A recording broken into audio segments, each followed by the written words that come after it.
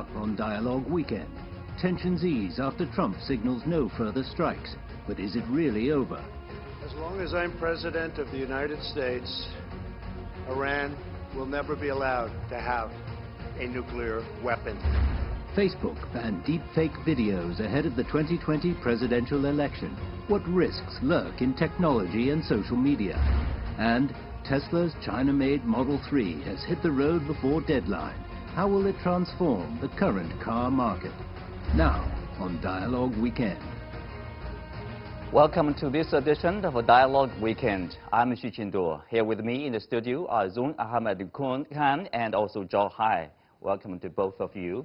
Well, we have had a breathtaking week with the assassination of a top Iranian general, and of course the revenge with missiles from the Iranian side, the grand funeral, and of course the apologies from the Iranian side with the shooting down of the passenger jets. And that's quite a lot for this week. It's a lot to digest, for sure. And also, but fortunately, we avoided the Third World War. Well, I mean, some people would say that the world's been burning for 2 decades now, so I guess it's also a question about how we define a world war. But yes, the tensions could have escalated further. If we go back a little bit, you know, when the way Soleimani was actually executed, literally, by the Americans, and the response to that by the Iranian people. So we've seen a very tense week and a half of tensions escalating between U.S. and Iran. And I think it's important to understand that this is not unexpected. A lot of American presidents in the past have used this kind of fire or this kind of diversion in order to distract the local domestic American voters, people from domestic issues. So yes, there are many things that we can continue. Yeah, that's interesting you mentioned about assassination of General Soleimani.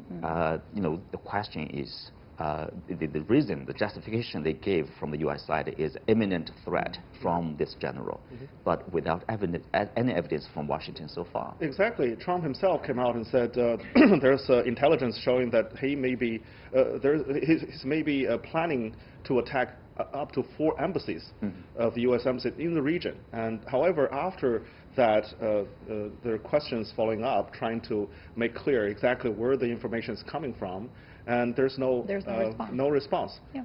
So exactly how the information is circulated around and convinced President Trump to take this extreme action is still not clear, even though Secretary Pompeo trying to clear up what's happening to the Congress. But the congressman who heard about the evidence and said it's not clear, it's not up to the standard of imminent threat. Therefore, you know, how do you respond to that using that extreme action or measures is still in doubt. That's indeed extreme, and also it's a legality issue, whether it's legal or not, even with the U.S. law, international law, and morally, is it okay, acceptable to assassinate an official? It's not like Osama bin Laden, right? I mean, the answer is definitely no, but I think the bigger tragedy right now that we're addressing is that it's not a shock for anyone in the world that Soleimani was assassinated. We have seen this happen before. I mean, the way we saw mushroom clouds being talked about before the war on Iraq, even the way the Afghanistan war started post 9/11, what was the true evidence to justify this kind of an intervention or this kind of an action? The United States has not been held accountable. And who would hold them accountable? Because then they quote a national interest, security, deep, grave threats to national security. And when it comes to that, I mean, even the American public, after a certain point, will not question further. And I would like to say, I mean, after everything, after the escalation of the tensions, after Iran retaliated with 2 strikes in which there were no casualties, Trump came out and said, well, you know, in the civilized world, this is not how we do things. And he said, I prevented a war from happening. I stopped a war from happening. I didn't start one.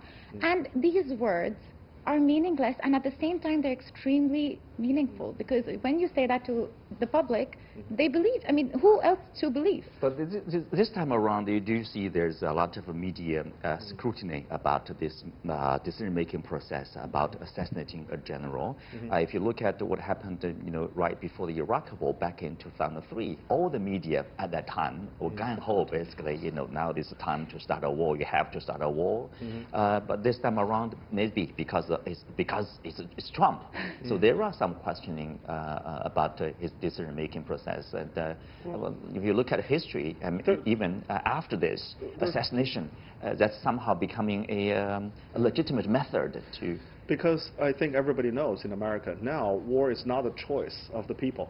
Because after so many years of involving in the Middle East, and particularly using military actions as a means to achieve its foreign policy goals, people are now very tired because of the money spent, the blood spent on the ground. So that's why Trump actually advocated withdrawing troops from the Middle East, stop entangling in the region, and that's why people believed him and elected him as the president.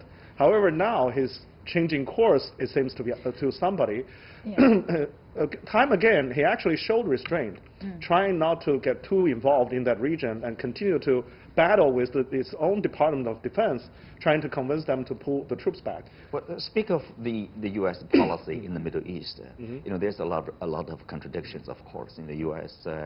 His campaign promise of pulling the U.S. troops out of Middle East, and now he's somehow involved deeper in this region, and also he's talking about NATO for being obsolete.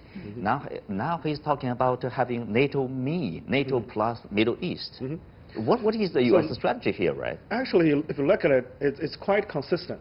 So the strategy for Trump is very simple: to avoid taking responsibility and to invest in this region anymore. So he's trying to withdraw U.S. resources and put other people's, other countries' resources European countries. So so calling Europeans, calling NATO to come to help, imposing economic sanctions instead of sending troops in. So he doesn't want to spend money. He just wants to use all kinds of means trying to achieve whatever goals that the hardliners in Washington, D.C. is trying to achieve, particularly in terms of containing Iran. So at this point, I think he himself, I think, is quite struggling with what measures should be taken.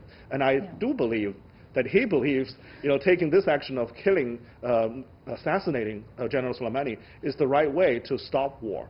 Because he believes otherwise Iran will continue to escalate, and he has to take action, military action in the region. But I think, as observers of this development, I'll add a quick point before we move to the next topic. Soleimani was a major force against ISIS.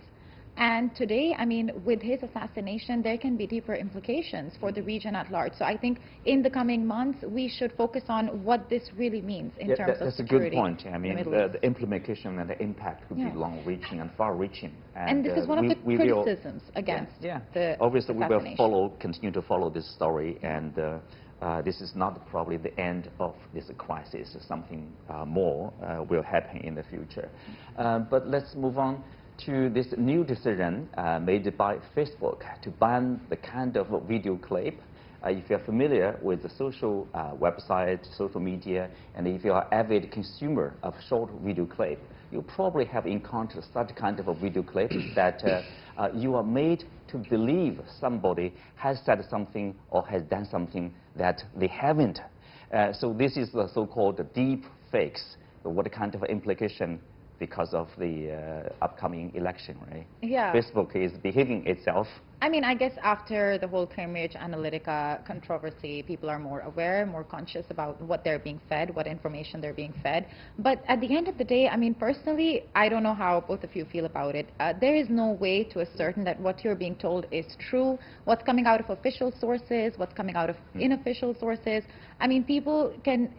You cannot in any way confirm that there is a fact, and 100% everyone observing it will agree with it. So, to some extent, the kind of accusations that Facebook is facing domestically after what happened during the election, I think the demands coming from the Democrats and others criticizing their ability Facebook, to succumb, they could be too high. There's no way to fulfill. Facebook cannot confirm that what the consumers are being told is true. So anyway, this is the new naive challenge. To demand. For all of us, because if you are not using, I think this is a special professional software basically to detect whether a short video is all authentic or not.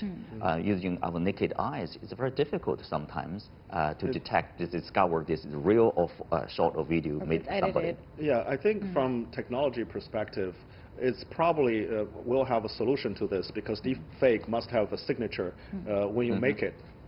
So for Facebook, if Facebook is determined to do it, I think it could find a way to do it. However, I actually disagree with you because at the very beginning, of course, there was something fake, fake stuff. Is everywhere. I mean, this is a part of our daily. I mean, nominal. Most of the and selfies are fake. Yeah. And the thing is, like with the advancement of technology, there are some software that are making the fake stuff appears to be the real one, right? Because with the advancement, it's getting more and more difficult for people to detect. Yeah, for the bare eye, it's very difficult to detect. But for me, I think the technology is there. The problem is what you can do with it. You can take it down, or you can mark it as fake.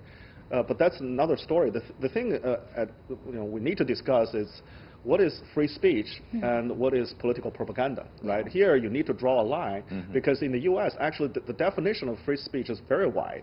So there must be a pushback. I think we can wait for that. The conservatives and all the people who's trying to differentiate what is propaganda and what is free speech will push back and say some of the videos are free speech. They're trying to express their political view. Their opinions, their perspective. The thing is, deepfake, what's the problem is that when you change the face of the original video, you are trying to use technology, fake the others expressing their view. So this is a hijacking of others' political view instead of you expressing free speech. So in this case, I think there's a legal argument to say we need to ban deepfake politically if we want to have a fair election. But the problem is, whether the political will and also the technology is already in place to execute that kind of supervision. It is. It's very difficult given the usership. I mean, you can see how many people are using Facebook around the world. It's very difficult probably to stop or taking down some of the video clips. In the first place, you detect some of the clips are being suspected of being unreal.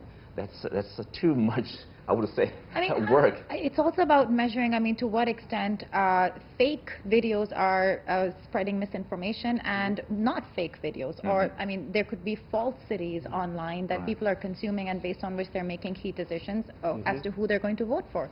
So I guess this can be one way to counter propaganda or to reduce the number of false propagandas available online. But there is no way to 100% ascertain that what people are accessing or via social media is not misleading them. Look at advertisements. Political ads are no different in essence. Good point. If you look at the U.S. Media outlets, for example, the TV networks, you have Fox News, right? You have CNN and CNBC. Are those fake stories or again, we need to differentiate what's fake news, what's deep fake, right? There's a lot of fake news. Essential argument. What is fake? We talked about, let's go way back when Tahrir Square and these Twitter revolutions were coming out. What that was being posted out of it, how much of it was true? You have these Twitter trends, you have Facebook trends, and we know that these are trending, but what if someone's being paid to make those trends? There is so much false It's really about any information being manipulated. Any kind of documents or video clip that's being doctored or manipulated to convey a certain message, right? That of course, people don't like to see. Say, I'm being duped. Actually, there's another thing, right? If you put out a deep fake, the people who would not believe it would not believe it. Some of the political organizations are using big data. They're calculating and targeting specific community, trying to push this kind of video to them and try to influence their political view. So that's the problem. Actually, if you want to address the source, you don't just take down the deep fake, but trying to find exactly the root causes of these things. The incentives. European Union are actually trying to do this. They're trying to devise certain regulations banning this kind of organization using fake news or deep fake, trying to influence certain group of people. Because of populism is rising, and some of the people in European Union is trying to address the root cause. And particularly, Steve Bannon, those people are going to Europe and using all kinds of organizations like, Cambridge Analytica, creating this this environment trying to manipulate people's mind using all kinds of twisted information. But, you know, I don't know if you were recently following what happened on Twitter. There was a similar demand to remove accounts that are spreading false information or doing negative propaganda or spreading, hatred, etc. Right? And then I personally know a lot of accounts that were cancelled because what they were saying was not really in line with certain perspective, a liberal perspective or a pro-Western perspective. And this is the problem with introducing such a reform, that it could be used as censorship. So who's to say the accounts, for example, on Twitter that were banned for genuine reasons, or they were banned to reduce the counter narrative? Right. I mean, the controversy following this deepfake thing and the social media will continue, and now this is somehow confined in the political area, but it's also about the criminal issue sometimes. But anyway, let's coming back to the China market, and Tesla is rolling out its Model 3 made in China cars here. And what's also impressive about this production is really barely a year's time since the groundbreaking ceremony of this factory. Now you have a new band of cars in China. So that's really impressive. I mean, the speed. People like to call it the China speed from a groundbreaking. Now you have a new car only within a year. Exactly. I think this is what China's system shows to the world, how effective it is once China is determined to do something. A gigafactory regularly needs probably 2 or 3 years, even longer, to be approved to dig in and to develop this whole factory. And now in China, we did it within 1 year. So this is really China speed. However, another thing is that over 50% of the parts are imported, and this is really a sort of assembly line for Tesla. So hopefully in the future, Tesla will gradually localize the production of parts, and this Tesla will be really 100% made in China. Yeah, and also it shows, like, for me, the Chinese side, the Chinese market, of course, for Tesla and BASF and other foreign companies, what they are looking at is the growing China market, the largest auto market in the world, and also the rising percentage of consumers choosing the EV, electrical cars here, and also, you know, with this equal treatment of as Chinese government promised, basically whether you are private investment or foreign investment or, you know, state-owned investment here is being treated equally. Preferential policies are applicable to everybody.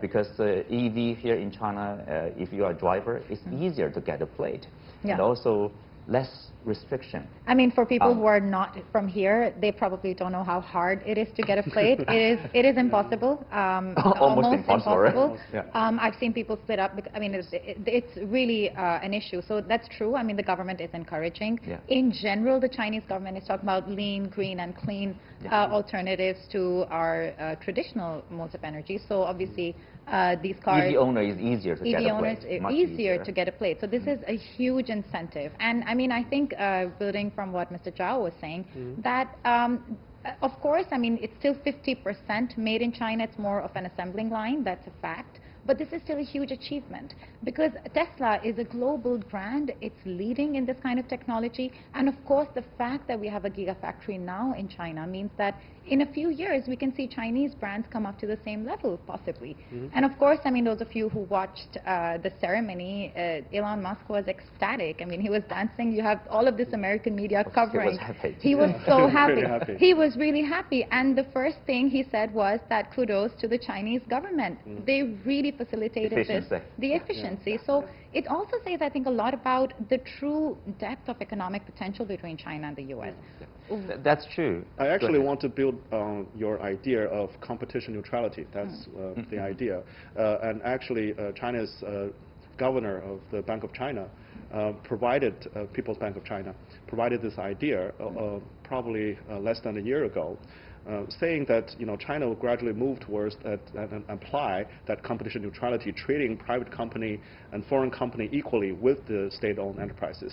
And that practice actually started with, the standard was set by the European Union and other Western countries, and China is trying to integrate and emulate some of those regulations. And that has not only shown in the EV car industry, but also recently China opened up its oil exploration upstream to the world.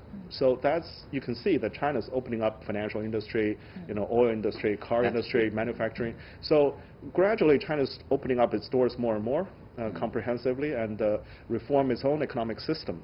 So that again shows that China is willing to to adapt to the world system and trying to maintain an open free trade system. Right. It's also a very positive story for me because if you look at the almost hostility between the two countries because of the trade conflicts and the tariff war from Washington against China, despite all that happening, so Tesla is investing in China and other companies is investing in China. Yeah. And there was talk about companies escaping from the China market because of the tariffs. But obviously, if you look at the latest figure from, I think it is the U.S.-China Business Council, they did a survey of more than 200 U.S. companies in China.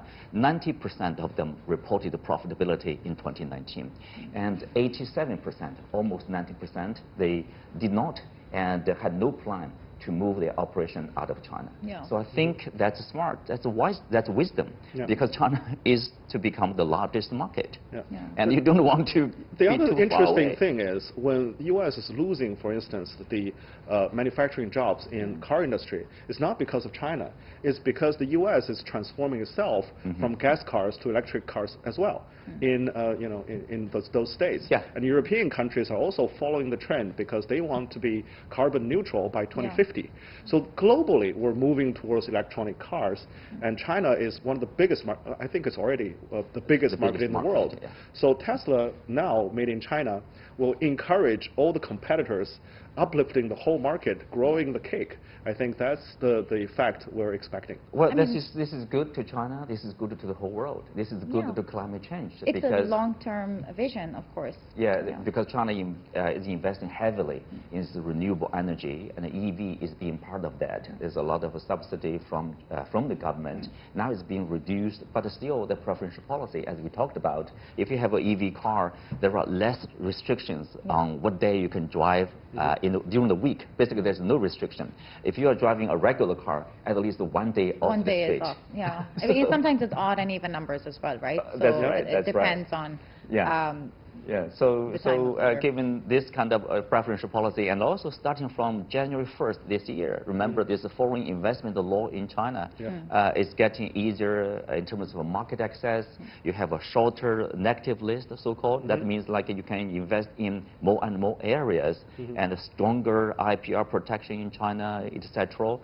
This market is getting more and more attractive and more competitive too.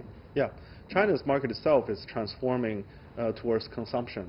And yes, there are some labor-intensive industries are moving out of China because of the supply chain adaptation. But in terms of consumer products, a lot of the foreign companies are continuing to invest and growing the market here. So I think Tesla is really a good example that in the future we'll have a huge EV market in China. I guess last point, in some ways it also ties up with our previous topic about misinformation, and a lot of the U.S.-China trade war is about spread misinformation. So maybe when we have... Especially about China. Especially about China and American media. So I guess the fact that Tesla was successful in this, and if we have more such stories coming out, they could change perceptions potentially. That's right. Well, let's leave it there and take a look at this week's Newsmaker. I left Japan because I wanted justice. I was left with no other choice but to protect myself and my family. I am innocent of all the charges. I'm going to fight because I have to clear my name, and this is something which is extremely important to me. So I'll borrow my colleagues created this phrase, go with the wind. Go with the wind. It was created by Go with the Wind. You know, we were obviously right before this panel we were discussing, and I think the bigger question, whether he is guilty or not, is that why did it take so long for him to be able to speak out? And just the fact that this is how he had to literally escape the Japanese system, whatever you want to call it, judicial system. He didn't have access to lawyers, he was under house arrest, and now finally he's able to tell his story. I mean, that's one side of it. I mean, that's the side of it that I feel is completely unfortunate. And even if he is guilty, the fact that this happened will mean that some sympathy will go towards him. So I don't know how, Mr. Zhao, you feel about Well, this. I try to avoid talking about his personal odyssey, right? I know he's told his side of the story. Yeah. And it sounds really bad, and it sounds there's a great problem within the Japanese judiciary system, law, and also the lack of representation for him, the lack of opportunity for him to get access with particularly his family. It's really sad. But on the other side, we need to consider deeper problem, structural problem. I think he's been sacrificed in this process. And the real struggle is between Nissan and Renault. And the problem is they all have government control, and particularly from the French government. And now, because the alliance is getting closer, and each side is trying to increase the control of the company, and now they're in this structural change, struggle And he got of control. In the and he got right in the middle. But I disagree a little bit with the zone here. Okay. The sympathy toward him. Look, his defense is like, I'm fleeing from injustice. Yes. I'm not escaping justice. But the thing is like, if you are under house arrest, that's following the law. And also, if you are being charged, being prosecuted, you don't escape from this country. If you escape, and also there's the charges are mostly about financial misconduct. It's at least from the prosecutor's office, there's understatement about the payment he received. In that sense, he paid less taxes. And also there's a lot of spending on his private investment overseas from the company. So obviously there's a problem about the financial records here.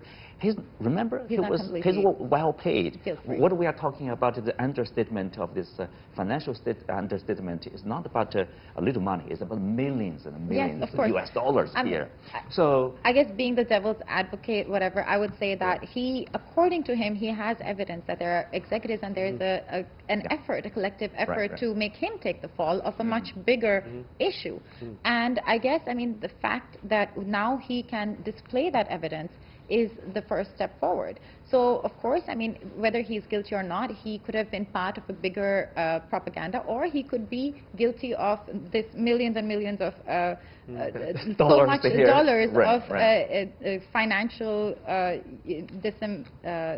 so that is another fact to look into. But now the problem is really the story. If you look at all kinds of media, they're talking about whether he's guilty or not. And the actual story should be what Mr. Zhao talked about. What is the bigger problem? What are the stakes right now? And he is just a small speck that is being focused on much more than he should be. That's right. It's also an issue, I think, a headache for Japan. That's why they had the two press conferences, one in early morning and then in the morning, basically, responded to his accusation over there. The thing is, like, we'll probably never come back to Japan because there's no extradition treaty between Lebanon and Japan. So suppose, like, he will be somehow tried in Lebanon.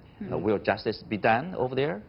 Well, it's hard to say, but whatever, the problem is that the cases that he's been charged with, even if convicted, it's not really that serious, because if he's lawyered up and have a fair trial, he could not be punished that severely, because compared to the amount and his salary, it's really a very small amount. Yeah. Overall, I think that's Well, probably, obviously, this is a story just like the Iran story. It will continue. It will continue. And with that, we are coming to the end of today's show. You can also watch us on the CGTN app or on YouTube. I'm Xu Qinduo. You can follow me on Twitter, Xu Qinduo.